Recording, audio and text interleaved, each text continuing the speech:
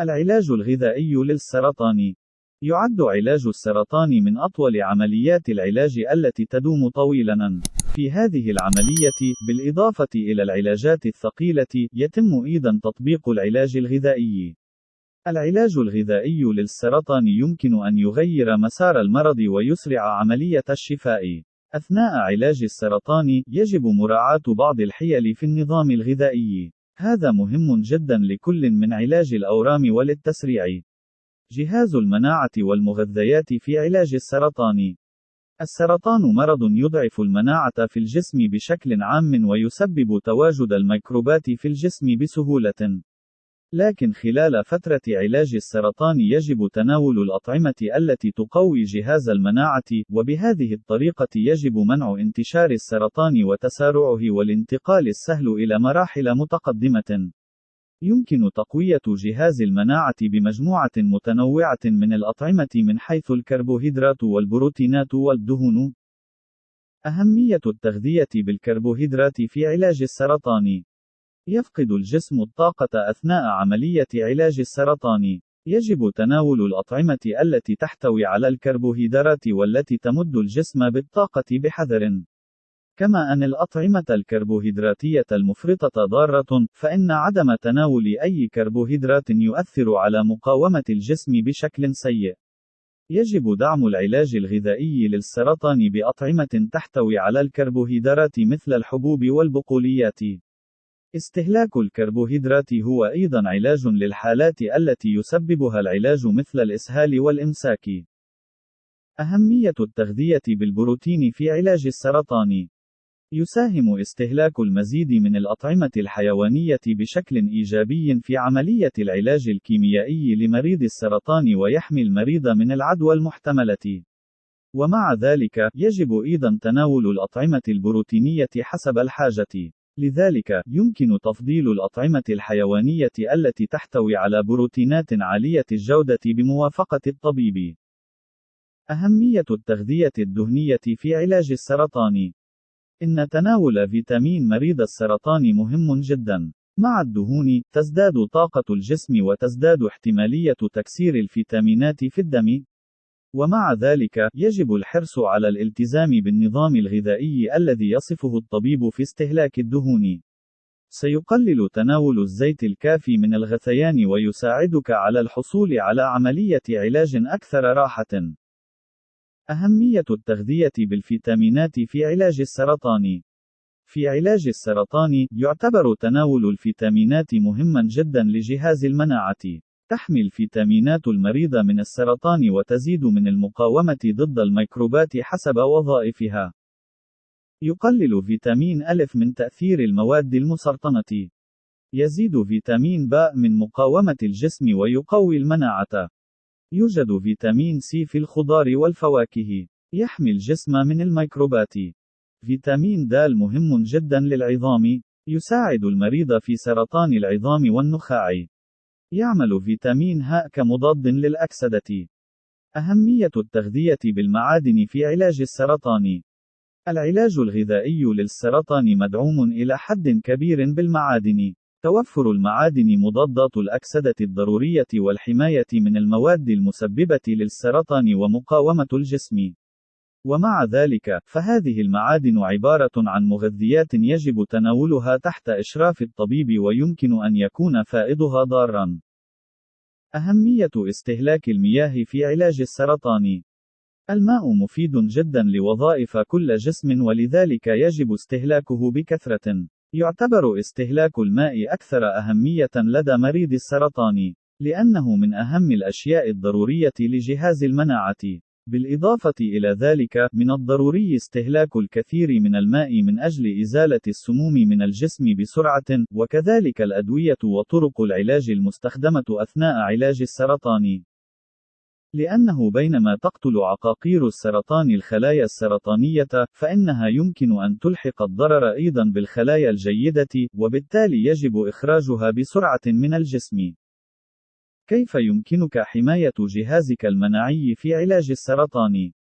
للجهاز المناعي أهمية كبيرة في علاج السرطان. يجب حماية جهاز المناعة وتقويته أثناء علاج السرطان. من أجل تحقيق هذه الحماية والتعزيز، يجب استهلاك الأطعمة الطبيعية قدر الإمكان. يجب أن تتغذى بشكل أساسي على الخضار والفواكه. من المهم جدا أن يتم غسل الخضار والفواكه التي يجب تناولها هنيئة بشكل صحيح. جهاز المناعة، الذي هو بالفعل عرضة للإصابة بالأمراض، مهدد بالأطعمة غير المغسولة وغير الصحية. العلاج الغذائي للسرطان يجب الحرص على عدم تناول الطعام في الخارج. الأطعمة غير المعروفة تحت أي ظروف يجب عدم تناولها. يجب مراعاة زيادة الوزن وفقدان الوزن. يجب الحفاظ على الوزن. يجب تقوية الجسم، الذي سيصاب بالتعب الشديد أثناء العلاج، بالمغذيات الطبيعية قبل العلاج. الإفطار هو أهم وجبة في اليوم ويجب إطعامه بشكل كاف. الأطعمة التي يجب تناولها بكثرة في علاج السرطان. في علاج السرطان، هناك أطعمة يجب تناولها بشكل متكرر سواء في أيام العلاج الكيميائي أو العلاج الإشعاعي أو في الحياة اليومية. تلبي هذه العناصر الغذائية احتياجات الجسم الضرورية وتزيد من المقاومة أثناء عملية المرض. الأطعمة التي يجب تناولها بشكل متكرر أثناء تلقي علاج السرطان هي كما يلي: لحمة، فرخة، سمكة، بيضة، حمص، عدس، فاصوليا أو جافة، الخضروات، فاكهة، الزبادي، عيران، جبنه، لبن. الأطعمة التي لا يجب تناولها في علاج السرطان. هناك بعض الأطعمة التي لا ينبغي تناولها أثناء علاج السرطان والتي تؤثر سلبا على المناعة. يمكن أن تؤثر هذه الأطعمة سلبا على الصحة وتبطئ مسار العلاج. يجب عدم تناول الكثير من الأطعمة المذكورة أدناه ويجب تناولها تحت إشراف الطبيب. الأطعمة التي لا ينبغي تناولها في العلاج الغذائي للسرطان هي: كحول، سيجارة، بطاطس مقلية، الأطعمة الدهنية للغاية، الأطعمة شديدة الملوحة، معجنات، حلويات، جريب فروت، نبات القراص الميت، شاي الأعشاب يجب عدم الإفراط في تناوله. التوت الأسود يجب عدم تناوله كثيرا. التوت الأسود لا تأكل كثيرا. الرمان لا تستهلك كثيرا. الأطعمة التي تحتوي على السكر الزائد. مشروب القهوة ليس كثيرا.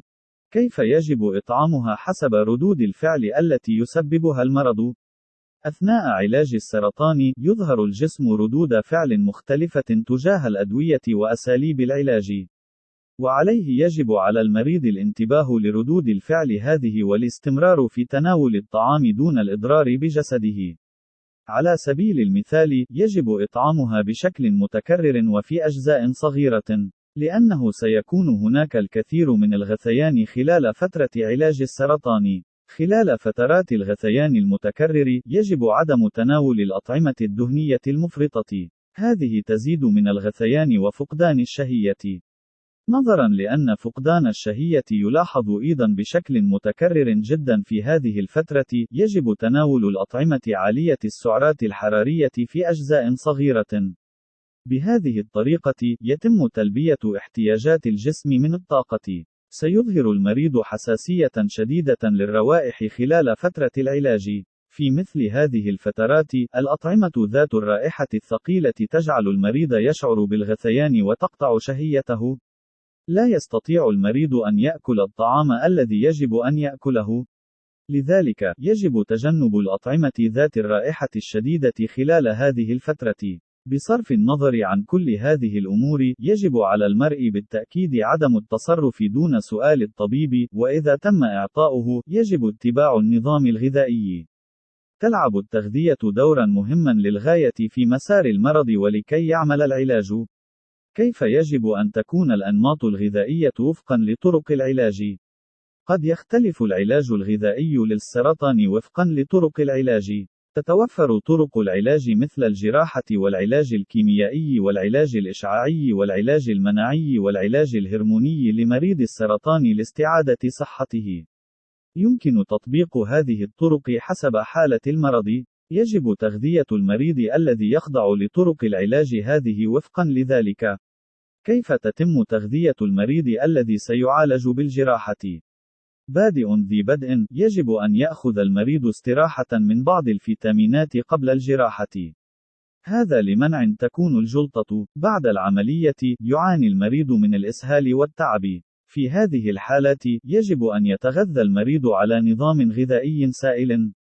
انتبه لاستهلاك البروتين. يمكنه العودة تدريجيا إلى نظامه الغذائي قبل الجراحة. لكن لا ينبغي أن يتعب الجسد ويجب أن يكون بطيئا. يجب زيادة استهلاك فيتامين سي بعد الجراحة. كيف يجب تغذية المريض الذي سيعالج بالعلاج الإشعاعي؟ بما أن العلاج الإشعاعي قد يسبب صعوبة في المضغ واضطراب في التذوق، يبدأ المريض بالغثيان والقيء. لذلك، خلال هذه الفترة، يجب على المريض عدم إجبار نفسه على تناول الطعام، ويجب أن يستهلك المزيد من الأطعمة الخفيفة مثل الحساء. يجب تناول وجبات صغيرة ومتكررة. كيف يجب تغذية المريض الذي سيعالج بالعلاج الكيميائي والعلاج المناعي؟ سيحدث العلاج الكيميائي تغييرات مثل زيادة الوزن وفقدان الوزن. يجب الحرص على الحفاظ على الوزن المثالي. قد تحدث جروح في الفم واللسان بسبب العلاج الكيميائي. هذه يمكن أن تسبب فقدان الشهية، ولكن يجب الحرص على عدم إضعاف مقاومة الجسم. كيف يجب تغذية مريض يعالج بالهرمونات؟ بادئ ذي بدء، قلل من الملح.